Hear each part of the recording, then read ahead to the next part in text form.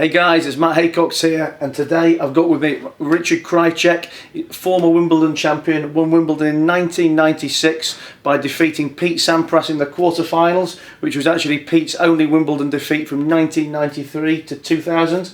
I'm right with that? Yeah. Richard retired in 2004. And 2003, and since 2004, he's also been the tournament director of an ATB tournament in Rotterdam. He's a friend of mine. He's a player in our Berries and Boodles tournaments in Leeds and Manchester. And I thought while he's in Leeds over the last few days, I'm going to grab him for an interview and so he can teach you guys about sports psychology, moving from sport to business, and I'm sure some other fantastic tidbits of information, and tell us all about his career. So Richard, thanks for being here. Thank you. Yeah, you build it up too much. Expectation. I was going to say it's your turn to tell us about you now, but I've already given you such a great lead in. But no, seriously, just let's go back to the beginning a little bit and tell us how it all began for you. I began hitting balls when I was 3 years old, and then my father was a pretty good tennis player. So when I was 6, 7, I started with regional training, and then since I was 10 years old I became national champion already, and then tennis was just already predestined for me that I was gonna go for it, become a professional. How old were you when you turned pro? I was 16.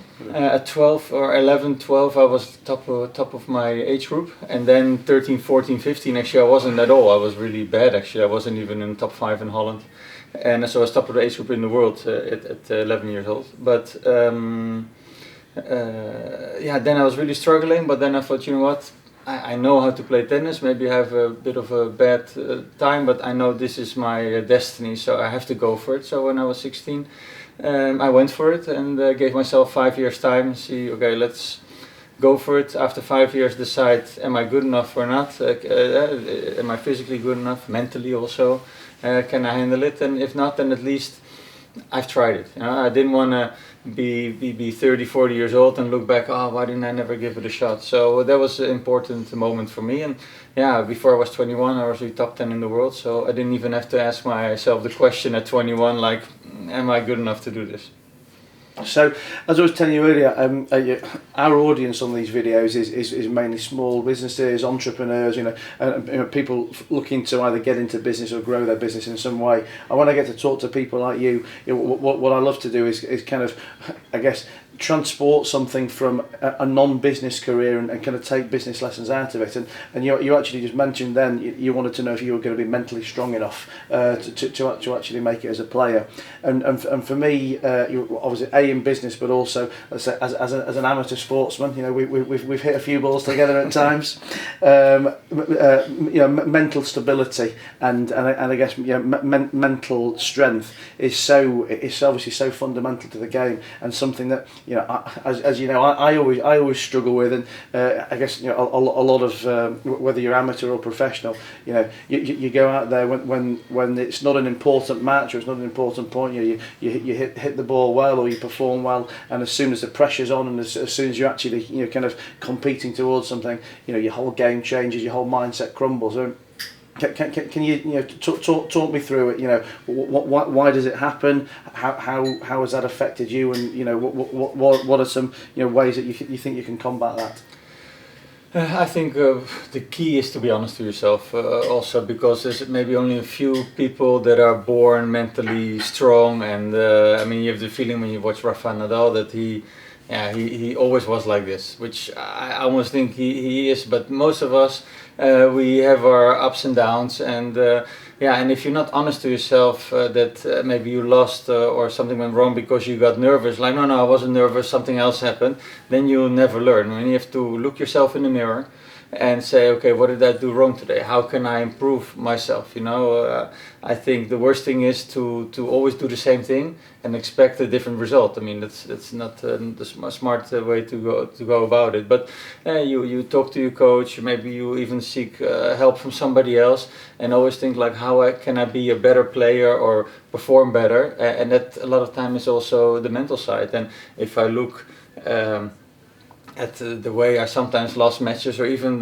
performed practice when I was 18 or 20 or 21-year-old, and compared to when I was 25, 26, there was a big difference. So I managed to grow, and I don't claim to be even close mentally as strong as Nadal, but I kept improving myself, and I think that's important. Not everybody can be as strong as Nadal. Not everybody can serve as big as Roger Federer or play as good as him. But if you're willing to always keep improving and ask for help and really think like, okay, what can I do today to improve myself?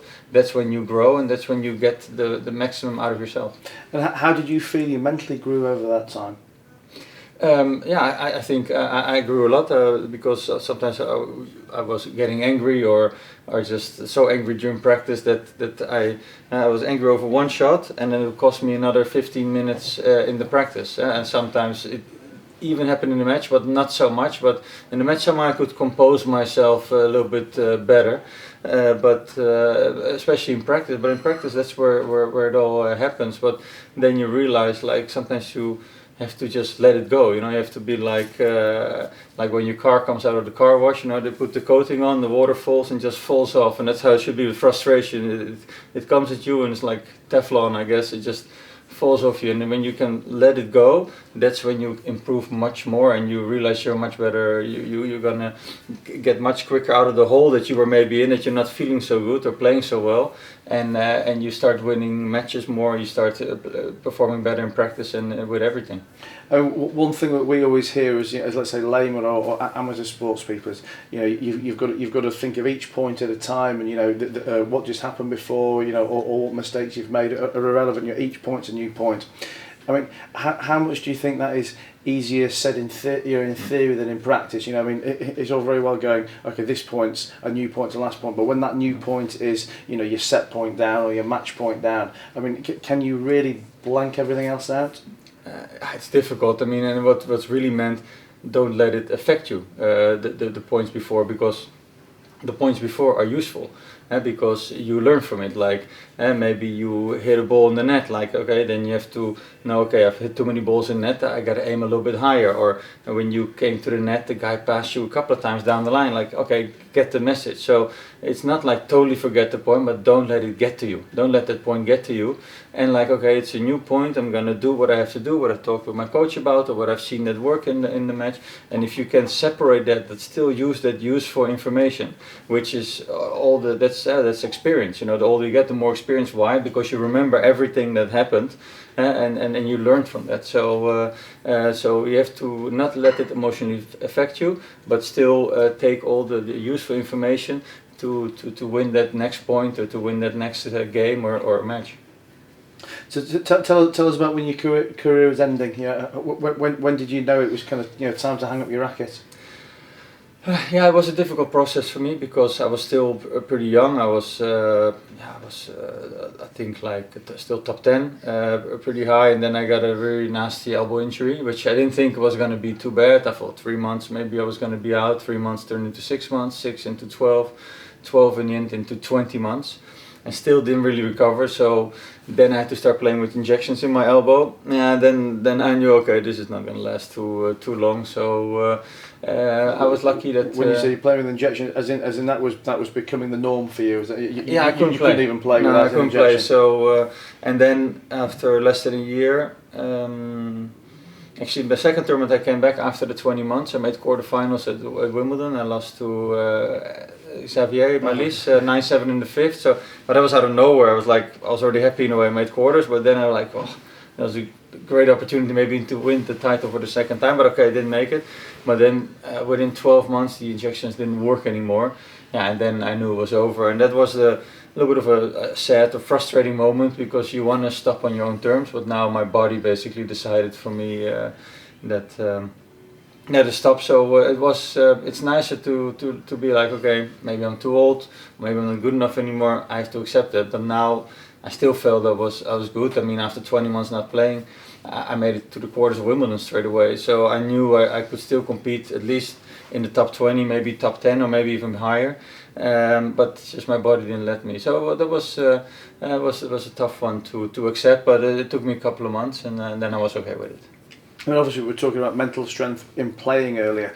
I mean, how important do you think that mental strength is when you're kind of coming to finish? Because I guess, you know, when any of you guys in sport are starting to finish your career, you know, you've been at a complete high, and it's almost like, you know, what do I do next? But, you know, not at, what do I do next when I'm 55 years old? You know, you'll have been late 20s, early 30s, something like that. I mean, yeah, how do you deal with that complete change?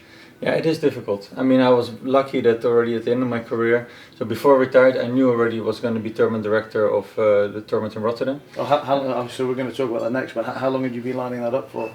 Almost a year before I retired, they came to me, and if I was interested, I said, I don't know how, you know, I'm already 20 months out almost with my elbow, and I want to give it a try, but you know, I'm very interested. And then after a couple of months, I saw the injections, they were working, but I still couldn't practice at full speed.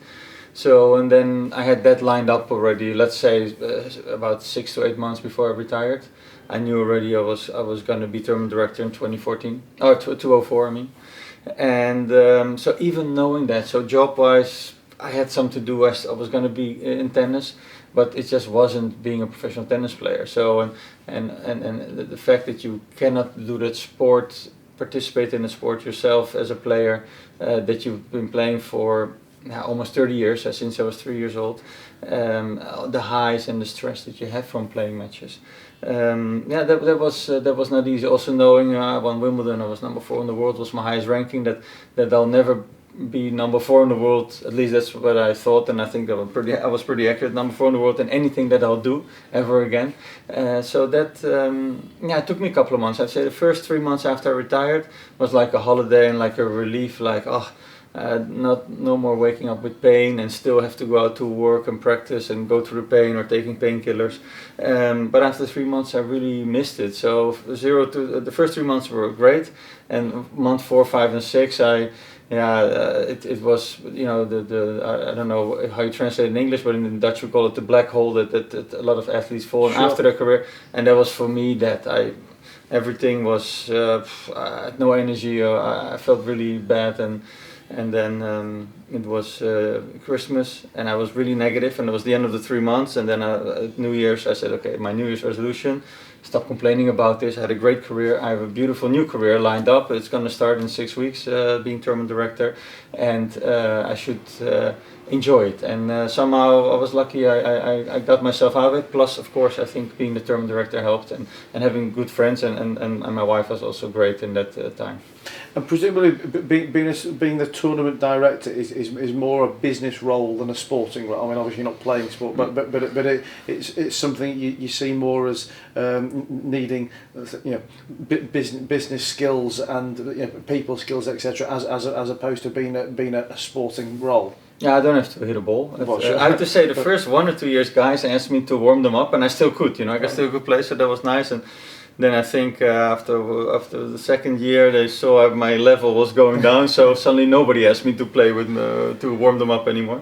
But it's both. The nice thing is, the luxury is that I became a tournament director in a sport where I know so many people. I knew so many players, agents. Also from the governing body, the ATP, you know, I knew the CEO, I knew them all already as a player for a long time, so I didn't have to be reintroduced or introduced into this into the sport, and so that was nice, because that's also part of the role. You have to negotiate with the agents, talk to the players a little bit, but also be in the meetings. So that was nice. But during the tournament, and the lead up, I mean, you're the face of the tournament, so you talk to the press.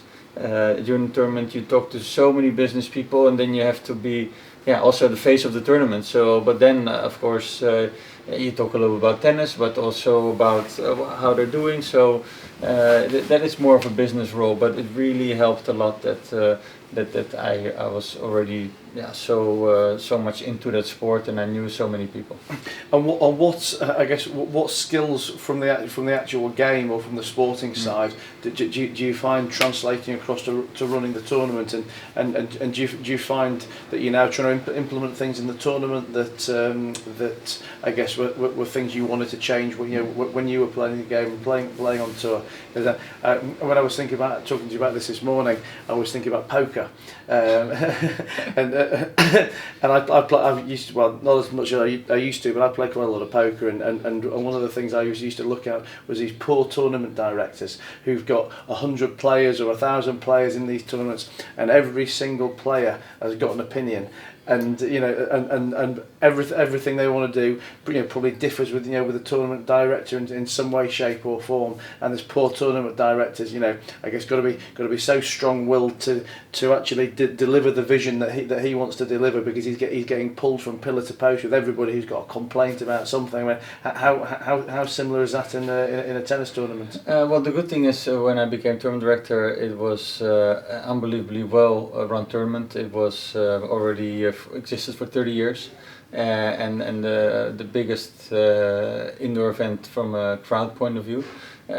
So I just came into this well-oiled machine. So when one player comes to play for Manchester United, the other 10 players are already playing so well. So it's nice, and that's a little bit what happened with me. So from an organizing point of view, I didn't have to think about too much, because it just happened. But of course you see things that you thought could be different in your time, and just little things also, like now it's very common, but when I became tournament director in 2004, at least in Rotterdam, the practices were closed to the public. No public can come. I said, wow, that's one of the most important things that people love the most. Watch the practice, open it up. Maybe we have to add some security.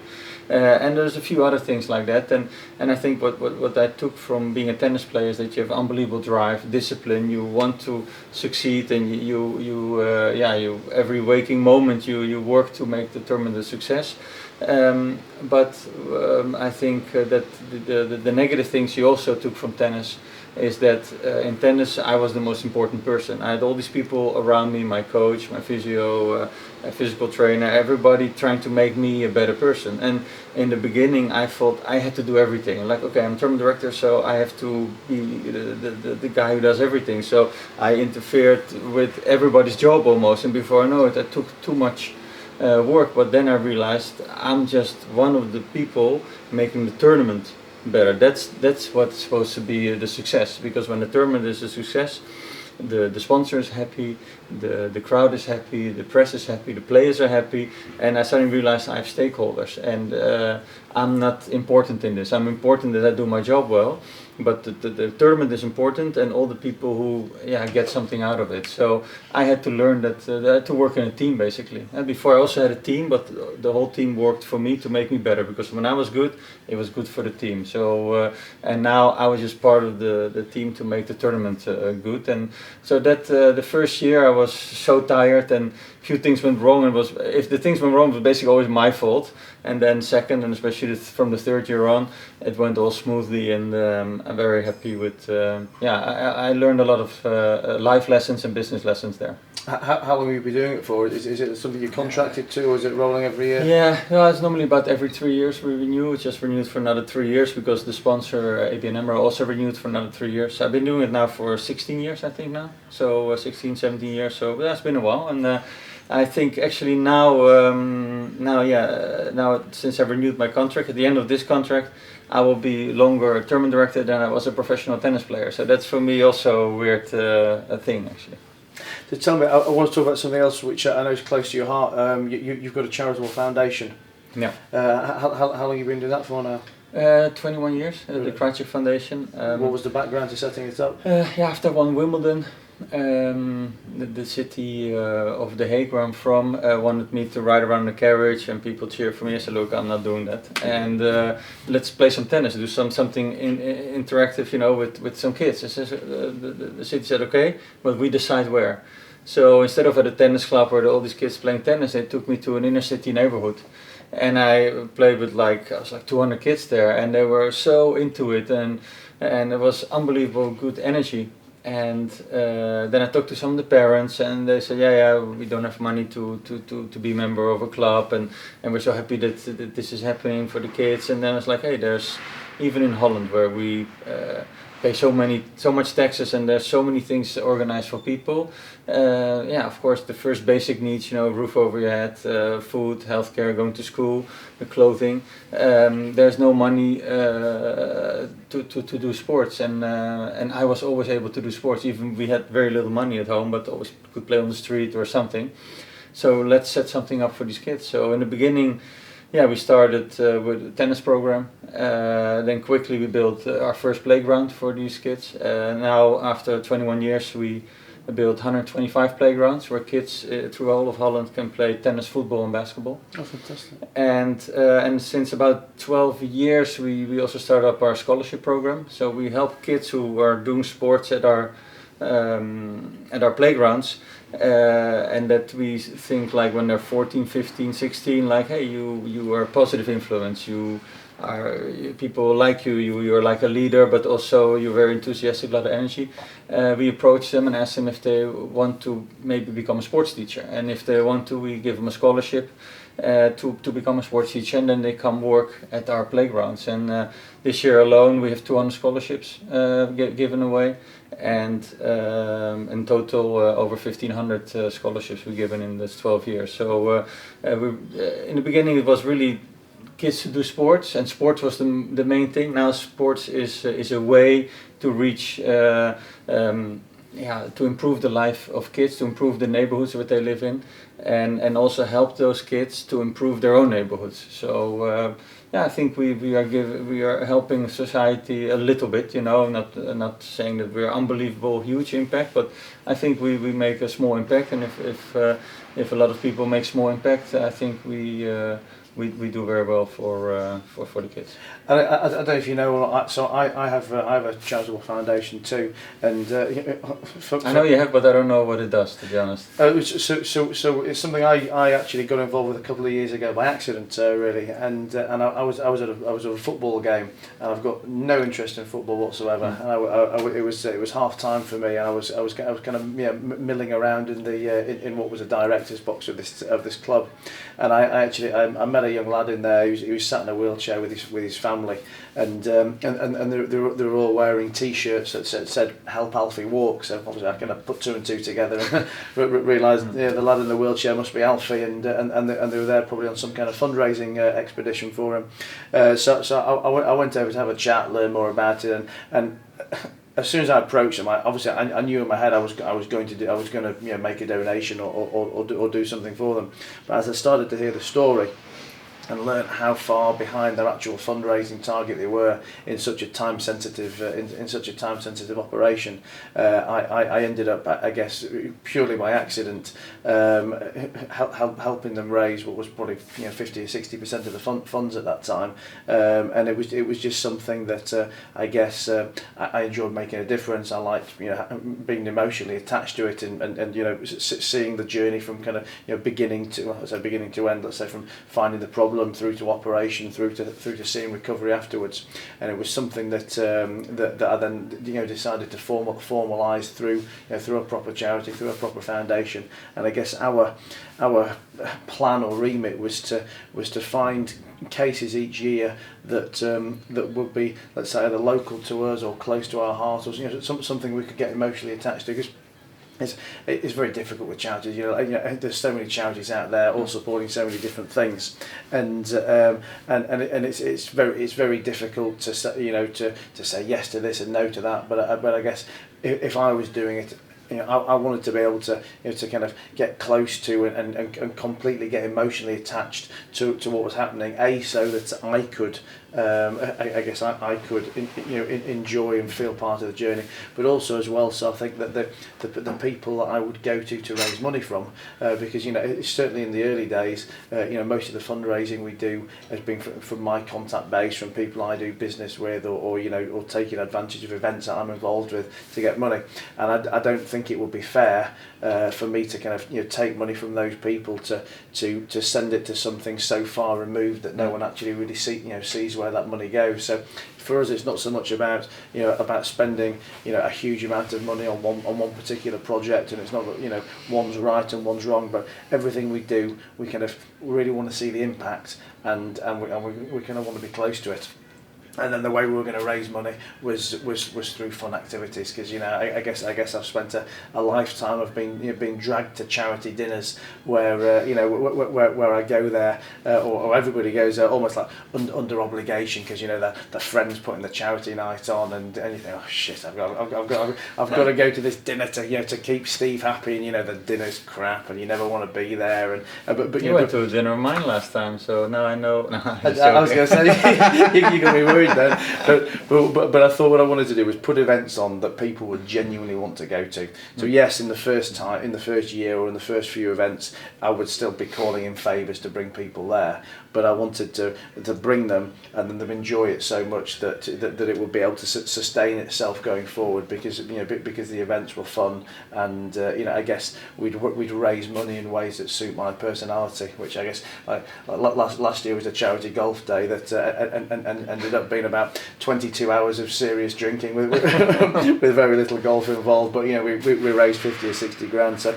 yeah, that's how it came about for me. But I guess one of the things I was going to ask you about it was fundraising in charity is for me it's such a difficult thing. But I guess laymen or the general public look at charity and go and have this misconception that it's so easy to raise money for charity because you just have to ring corporates up and it's tax deductible, and they'd rather give it to the charity than to the taxpayer. It's such misunderstood rubbish, and fundraising for a charity is just the same logic for me as fundraising for a business. It is the single most challenging activity that you'll probably partake in.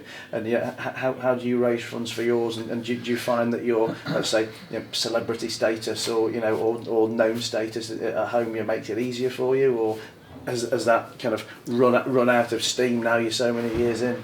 Yeah, well, it helps a lot that I am who I am, but especially in the beginning when I just retired, when I was still playing, the charity was run, but we were actually a small charity, but we didn't grow until I retired, because then I set up the fundraising dinner where we made 300,000 or 400,000 euros, and that was successful. So we have it every year, but you notice every year is more difficult, and I think almost for business it's easier to raise money than for charities, because unless you have a company who really wants to invest in charities, to give money without really getting anything back, because that's the question you get: what do we get back for it?